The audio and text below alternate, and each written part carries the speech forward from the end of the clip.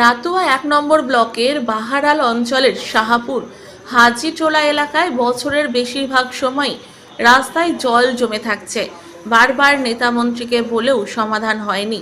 জেলা তৃণমূল সভাপতির বুথেই জল যন্ত্রণায় ভুগছে সাধারণ মানুষ।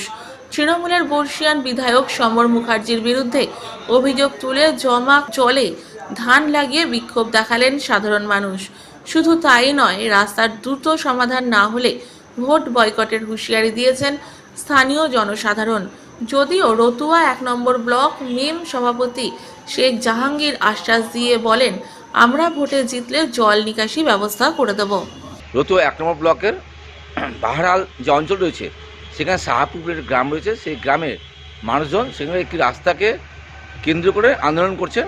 সেই রাস্তায় জল জমে গেছে এবং মানুষের যাতায়াত করার মতো পরিস্থিতি নেই।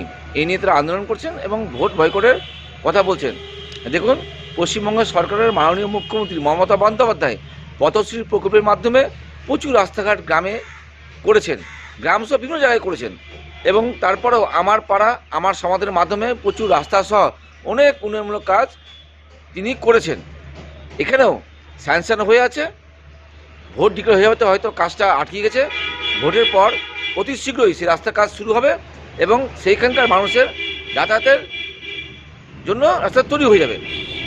বিরোধীরা বিরোধ করবে, তারা কোনো রকম উন্নয়নমূলক কাজ করতে পারে না, তাই তারা সবসময় সরকারের বিরুদ্ধে কথা বলতে থাকে, বলবে, তাদের কথার কোনো মূল্য নেই। এই কাজটা পশ্চিমবঙ্গ সরকারের মাননীয় মুখ্যমন্ত্রী মমতা বন্দ্যোপাধ্যায় যে কোনো সব জায়গায় করছে, আগামী দিনও সব জায়গায় কাজগুলো করবেন এবং এই রাস্তার কাজটা ভোটের পর অতি শীঘ্রই। সমর মুখার্জি 200 কোটি টাকার মালিক নিজে বলেন। গঙ্গা ভাঙনের 1300 কোটি টাকার মধ্যে 200 কোটি টাকা নিজে খেয়েছেন। আর বাহারাল শাহাপুর গোটা রতুয়া বিধানসভায় গ্রাম্য এরিয়া রাস্তাগুলো বেহাল অবস্থায়, একটু বৃষ্টি হলেই গ্রামে আর হাঁটা যায় না। শাহাপুরেতে ধান লাগাচ্ছে, আমাদের এদিকে পুকুরের মতো পুকুর হয়ে আছে, দিয়ারা রাস্তা পুকুরে হয়ে আছে, মাছ চাষ হচ্ছে, কাহালা রাস্তায় মাছ চাষ হচ্ছে, কোথাও বাকি নেই।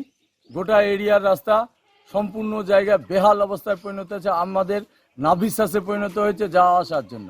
তো সমর মুখার্জি 5 বারের বিধায়ক, উনার লজ্জাও নাই। আবার উনি 85 বছর বয়সে আবার, তো সমর মুখার্জির লজ্জা নাই।